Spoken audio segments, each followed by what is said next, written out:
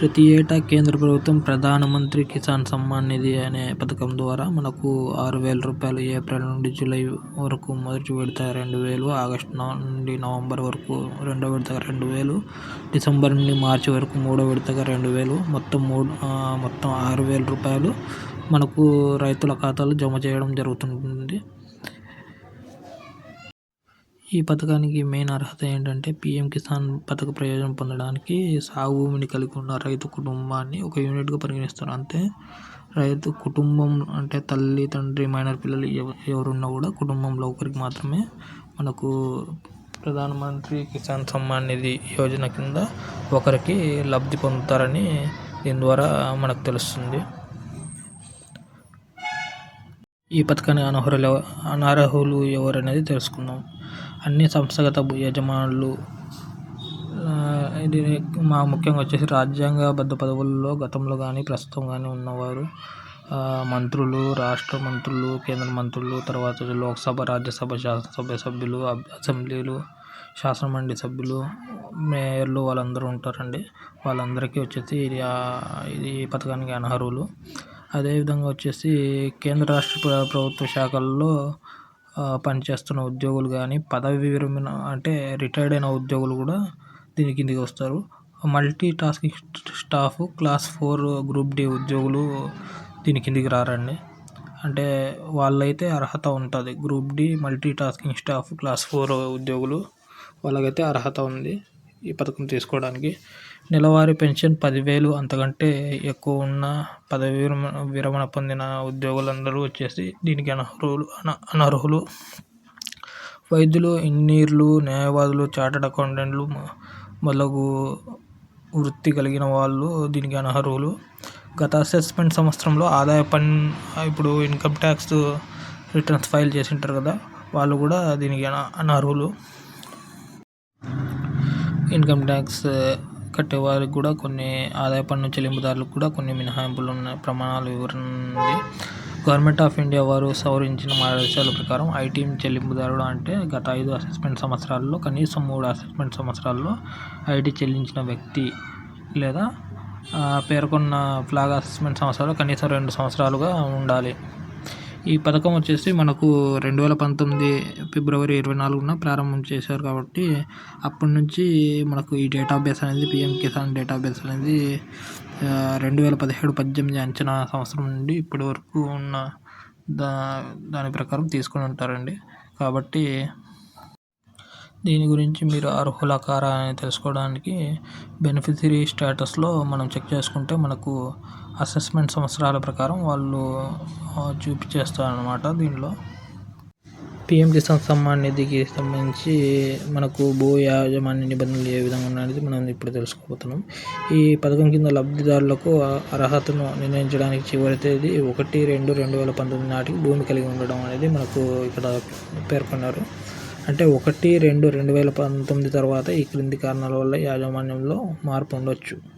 అంటే మనకు ఈ డేట్ తర్వాత వాళ్ళకు భూమి యజమాని మరణం ఫలితంగా వారసత్వంగా వచ్చిన యాజమాన్య బదిలీలు, అటువంటి సందర్భాల్లో వారసుల కుటుంబం పథకం మార్గదర్శకాల ప్రకారం అర్హులైతే ప్రయోజనాలు అర్హులవుతారు.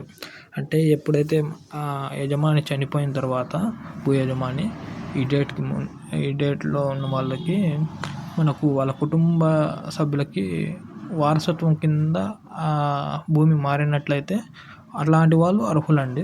Sale deed, partition deed, gift deed మొదలైన వాటి ద్వారా సాగు భూమిని ఇతర వ్యక్తులకు బదిలీ చేసి సందర్భాల్లో బదిలీదారుడు 1/2/2019 నాటికి అతను ఆమె భూమి యజమాని కానందున పథకం కింద అర్హుడు కాడు. అయితే అటువంటి సందర్భాల్లో భూమి బదిలీ చేసిన వ్యక్తి కుటుంబానికి అటువంటి బదిలీ తర్వాత సాగు భూమి లేకపోతే ఆ భూమి బదిలీ చేసిన వ్యక్తి కూడా అనర్హుడు అవుతాడు.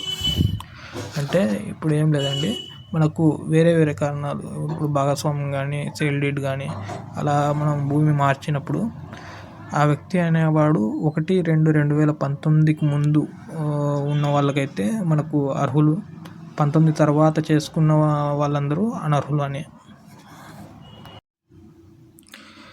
పీఎం కిసాన్ పొందడానికి రైతు తప్పనిసరిగా చేయాల్సిన 3 పారామీటర్స్ గురించి ఇప్పుడు మనం తెలుసుకోబోతున్నాం. అందులో మొదటిది ల్యాండ్ సీడింగ్ అండి. అంటే మీ ఆధార్కి పట్టా పాస్బుక్కి లింకు చేసుకోవాల్సి ఉంటుంది. కంపల్సరీగా ఈ లింక్ ఉంటేనే మనకు వచ్చేసి ల్యాండ్ డీటెయిల్స్ అనేది పిఎం కిసాన్ సైట్లో చూపిస్తాయి. మరి రెండోది వచ్చేసి మీ ఆధార్ బేస్డ్ పేమెంట్ వ్యవస్థకు ఆధార్కి బ్యాంక్ అకౌంట్కి లింక్ చేయించుకోవడం, ఎన్పిసిఐ లింక్ అంటారండి దీన్ని. ఆధార్కి బ్యాంక్ అకౌంట్కి లింక్ యాక్టివ్గా ఉండేటట్లు చూసుకోవాల్సి ఉంటుంది. ఇది కూడా మనకు మెయిన్ పారామీటర్. మూడో పారామీటర్ ఏంటంటే పిఎం కిసాన్ ఈకేవైసీ అనేది పూర్తి చేసుకోవాల్సి ఉంటుంది. మనకు పిఎం కిసాన్ ఈకేవైసీ పూర్తి చేసుకోకపోతే పిఎం కిసాన్కి అర్హత పొందడానికి వీళ్ళు లేరు, లేదంటే వీళ్ళకి అర్హత లేదనే విధంగా మనకు సైట్లో చూపించేస్తుంది. కాబట్టి ఈ 3 పారామీటర్లు అయితే కంపల్సరీగా మనం కంప్లీట్ చేసుకొని పెట్టుకోవాలి. పిఎం కిసాన్ గురించి కొన్ని సందేహాల గురించి ఇప్పుడు తెలుసుకుందాం. పిఎం కిసాన్ పథకం పొందాలంటే రైతు ఎలా రిజిస్టర్ చేసుకోవాలి అనేది ఇప్పుడు తెలుసుకుందాం. పిఎం కిసాన్ పథకం మార్గదర్శకాల ప్రకారం మనము ఫార్మర్ ఐడి అనేది క్రియేట్ చేసుకోవాలండి. దీన్ని ఫార్మర్ ఐడి క్రియేట్ చేసుకోవాలంటే మనకు ఆంధ్రప్రదేశ్లో వచ్చేసి మనం ఫస్ట్ వచ్చేసి ఫార్మ్ రిజిస్ట్రీలో ఎంటర్ చేయించుకోవాలి. ఫార్మ్ రిజిస్ట్రీలో ఎంటర్ చేయించుకోవాలంటే మీ ఆర్ఎస్కే సిబ్బంది దగ్గర పోయి వాళ్ళ లాగిన్లో వచ్చేసి ఫార్మర్ రిజిస్ట్రీ అని, ఏపీ ఫార్మర్ రిజిస్ట్రీ అని వాళ్ళ దగ్గర యాప్ ఉంటుంది. దాంట్లో వచ్చేసి రిజిస్టర్ చేయించుకోవాలి ఫస్ట్. అప్పుడు మీకు ఫార్మర్ ఐడి అనేది క్రియేట్ అవుతుంది. తర్వాత వచ్చేసి మనం పిఎం కిసాన్ లాగిన్లోకి పోయి హోమ్ పేజ్లో న్యూ ఫార్మర్ రిజిస్ట్రేషన్ అనే ఆప్షన్లో మనకు న్యూ ఫార్మర్ రిజిస్ట్రేషన్లో మనం నమోదు చేసుకోవాల్సి ఉంటుంది. ఆ విధంగా చేసుకుంటేనే మనకు డేటా అనేది రిఫ్లెక్ట్ అవ్వడానికి అవకాశం ఉంటుంది. ఇంకో సందేహం ఏంటంటే ప్రస్తుతం పిఎం కిసాన్ లబ్ధి పొందుతున్న వారందరూ ఫార్మర్ రిజిస్ట్రీలో ఫార్మర్ ఐడి క్రియేట్ చేయించుకోవాల్సిన అవసరం ఉందా అని అడిగారు. అవునండి, కంపల్సరీగా వచ్చేసి ఐడి అయితే క్రియేట్ చేయించుకోవాలి. లేకపోతే ఇన్స్టాల్మెంట్లు ఇప్పుడు వాళ్ళకి పడుతున్నా కూడా ఆగిపోయే అవకాశం ఉంటుంది. కాబట్టి కంపల్సరీగా వచ్చేసి మీ ఆర్ఎస్కే సిబ్బంది దగ్గరికి పోయి అక్కడ వచ్చేసి వాళ్ళ ఫార్మర్ ఏపీఎఫ్ఆర్ లాగిన్లో మీ యొక్క ఫార్మర్ ఐడిని క్రియేట్ చేయించుకొని విఆర్ఓ ద్వారా అప్రూవల్ తీసుకుంటే మీకు ఒక ఫార్మర్ ఐడి వస్తుంది. దాని ద్వారా వచ్చేసి మీకు ఆటోమేటిక్గా వచ్చేసి అది పిఎం కిసాన్ సమ్మాన్ అనేది కూడా లింక్ అయిపోతుంది. కాబట్టి కంపల్సరీగా వచ్చేసి మీరు ఫార్మర్ రిజిస్ట్రీలో మీ డీటెయిల్స్ అనేది ఎంటర్ చేయించుకోవాలి.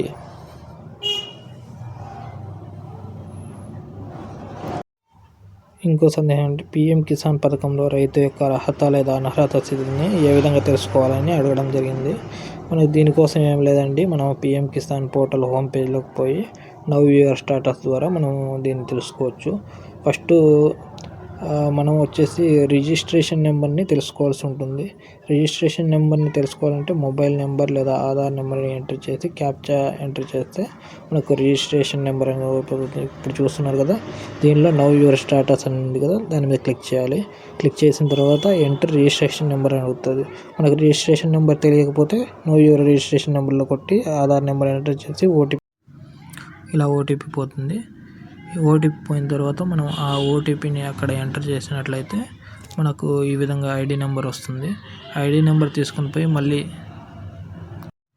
మళ్ళీ బ్యాక్కి పోయి అక్కడ రిజిస్ట్రేషన్ నెంబర్ మనం రాసుకున్నాం కదా, అది ఎంటర్ చేసి సబ్మిట్ చేస్తే మళ్ళీ ఓటీపీ వస్తుంది.